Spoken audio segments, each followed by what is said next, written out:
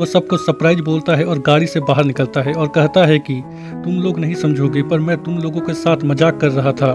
गेल को विश्वास नहीं हो रहा था कि फिल ने उससे झूठ बोला कि यहाँ पर उसके अलावा कोई और नहीं है। फिल उन्हें समझाने की पूरी कोशिश करता है कि वह उन लोगों के साथ मजाक कर रहा था, पर फिल की बातों पर किसी को भरोसा नहीं होता।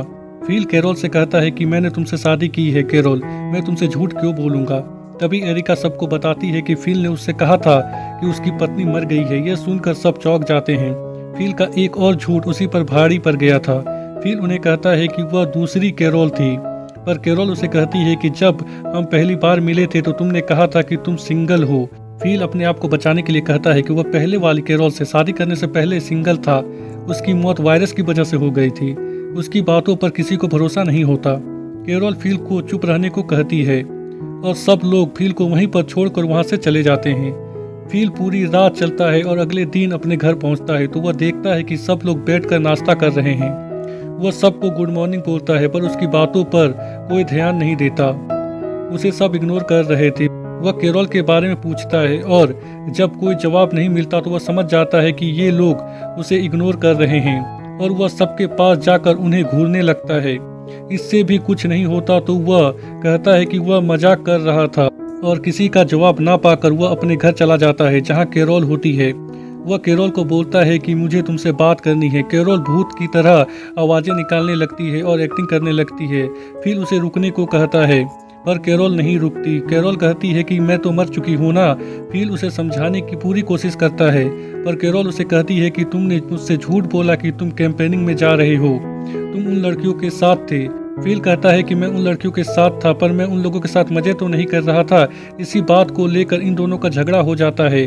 कैरोल फिल को उसके घर से बाहर निकाल देती है। फिल अपने बॉयफ्रेंड्स के पास जाता है जहां वह आज रात बिताने वाला था। उसे लग रहा था कि वह ज़्यादा दिनों तक यहाँ पर नहीं रहने वाला है। कैरोल उसे लेने आएगी, पर ऐसा होता नहीं है। अगले सीन में हम गेल एरिका को देखते हैं जो कि कैरोल से माफ़ी मांगती है क्योंकि वह उसके पति के साथ मजे करने वाली थी। वह कैरोल को कहती है कि उसे पता नहीं था कि फिल शादीशुदा है, वरना वह ऐसा नहीं सोचती। पर कैरोल गेल और एरिका को माफ़ नहीं करती और जब थॉड मेलिसा को पता चलता है कि कैरोल अभी भी फिल के धोखे की वजह से अकेले बैठी हुई है तो वह उससे बात करने के लिए जाते हैं।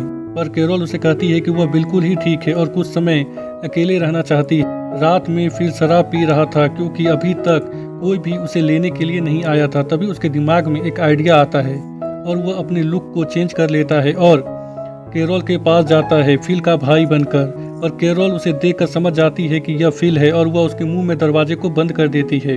फिल एक बार फिर से अपनी बेइज्जती करवा कर वापस लौटकर आ जाता है। अगले दिन हम थॉड मेलिसा एरिका और गेल को देखते हैं जो कि फिल का मजाक उड़ा रहे थे और उसे दुनिया का सबसे झूठा इंसान कह रहे थे। फिल ये सब बात छुप कर सुन रहा था। उसे नहीं लग रहा था कि वह इस दुनिया का सबसे झूठा इंसान है, पर जब वह सोचता है तो उसे याद आता है कि उसने हमेशा झूठ ही बोला है।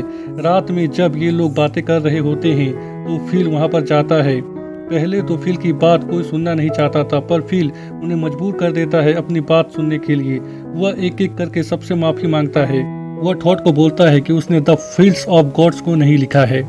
वह मेलिसा से भी माफ़ी मांगता है और कहता है कि वह जनसंख्या बढ़ाने के लिए उसके साथ मजे नहीं करना चाहता था, बल्कि वह उसे पसंद करता है, इसीलिए वह उसके साथ मजे करना चाहता था। और लास्ट में फिल कैरोल से माफ़ी मांगता है और कहता है कि मैंने तुमसे हमेशा झूठ ही कहा है।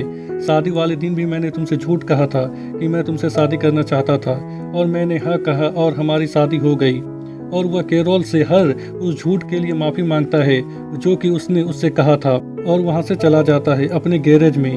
और जब वह अपने बॉयफ्रेंड से बात कर रहा होता है तभी वहाँ पर कैरोल आती है जो कि फिल से डिवोर्स लेना चाहती थी। पहले तो फिल मना कर देता है, पर कैरोल के कहने पर वह उस डिवोर्स पेपर में सिग्नेचर कर देता है। कैरोल वहाँ से चली जाती है और अब फिल आज़ाद हो गया था किसी के साथ भी रहने के लिए। फिल कैरोल सबको अपने डिवोर्स के बारे में बताते हैं। गेल एरिका को पता चलता है कि फिल और कैरोल की शादी मात्र 3 हफ्ता पहले हुई थी। क्योंकि अब फिल और कैरोल अलग हो गए थे तो गेल और एरिका फिल को एक मौके के रूप में देख रही थी। अगले दिन फिल दोबारा से वैसे ही जिंदगी जीने लगता है जैसा कि वह पहले जीता था।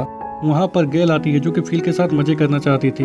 ये लोग एक दूसरे के नज़दीक आ ही रहे होते हैं कि तभी वहाँ पर कैरोल आ जाती है तो ये लोग मजे नहीं कर पाते। गेल फिल को 3 बजे अपने घर बुलाती और जब फिल एरिका से मिलता है तो वह भी फिल के साथ समय बिताना चाहती थी। फिल उसे 5 बजे का समय देता है। फिल अपनी कार से बाजार जा रहा होता है तो वह देखता है कि थॉड रास्ते में जा रहा है। थॉड फिल को कहता है कि उसने मेलिसा को आई लव यू कहा। उसके जवाब में मेलिसा ने उसे एक छोटा सा थैंक यू कहा। फिल कहता है कि तुम टेंशन मत लो मेरे दोस्त, मेलिसा मुझसे नफरत करती है और कोई भी यहाँ पर नहीं है जिसके लिए मेलिसा तुम्हें छोड़ेगी। पर थॉड उसे बोलता है कि अगर कोई अलाइव इन टेक्सास देखकर यहाँ पर आ गया तो क्या होगा। यह सुनकर फिल को भी टेंशन हो जाती है और वह सोचता है कि अगर कोई यहाँ पर आ गया तो उसका इम्पोर्टेंस घट जाएगी। इसीलिए वो अलाइव इन टेक्सास को मिटाने के लिए जाता है, पर उसकी किस्मत खराब होती है। सीढ़ी गिरने की वजह से वह वहीं पर फंस जाता है और जोर जोर से चिल्लाता है ताकि कोई उसकी मदद करने के लिए आ सके, पर कोई भी उसकी मदद करने के लिए नहीं आता। गेल फिल का इंतजार कर रही थी उसके साथ समय बिताने के लिए, पर फिल नहीं आता और ना ही वह एरिका के साथ समय बिताता है। ये दोनों फिल को झूठा समझ रहे थे और जब यह बात कैरोल को पता चलती है कि फिल ने 2 लड़कियों के साथ मजे करने का मौका छोड़ दिया तो उसे विश्वास नहीं होता। वो सबको बुलाती है और कहती है कि फिल जरूर कोई मुसीबत में है और ये लोग उसे ढूंढने के लिए जाते उससे पहले ही एक गाड़ी रुकती है और एक गंजा आदमी फिल को अपने गोद में लेकर गाड़ी से उतरता है, जिसका नाम फिल मिलर होता है, जो कि मिलिट्री में काम करता था।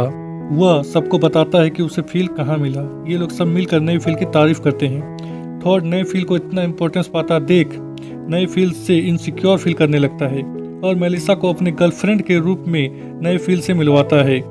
थॉड को डर लग रहा था कि कहीं मेलिसा उस नए फिल के साथ ना चली जाए।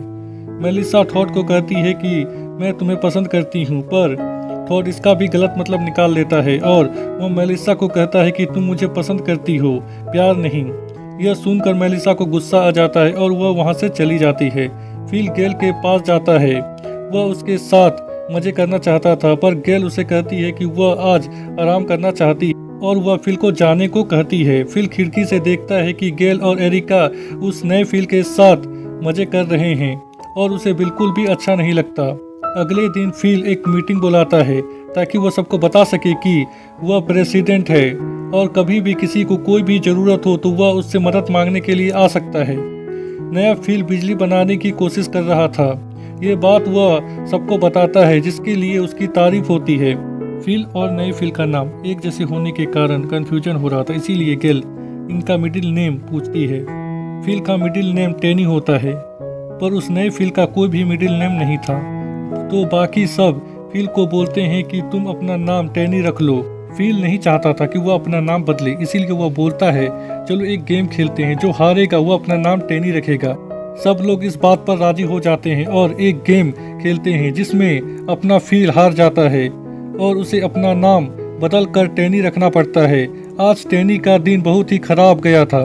रात में वह शराब को लेकर कैरोल के पास जाता है तो वह देखता है कि कैरोल ने उसे जो दरवाजा कई हफ्ते पहले ठीक करने को कहा था वह दरवाजा नए फिल ने सही कर दिया है।